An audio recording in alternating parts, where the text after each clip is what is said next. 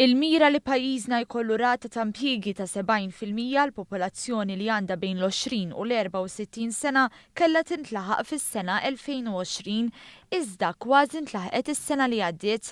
Stqarrija tal-Eurostat uriet li pajjiżna reġa' sorprenda bil-kbir meta fl-2016 kellu 69.6% tal-popolazzjoni f'din l-età li kellha impjieg, 0.4% biss bogħod mill-mira tal-2020. Il-mira s-sena 2020 toħroġ minn ftehim mal-Kummissjoni Ewropea li l-pajjiżi Ewropej kollha għamlu. L-amministrazzjoni preċedenti kienet ikkommettiet lil pajjiżna biex sal-2020 jilħaq rata ta' impjiegi ta' 62.9%. Però din il-mira kienet intlaħqet sal-ewwel sena ta' din il-leġislatura.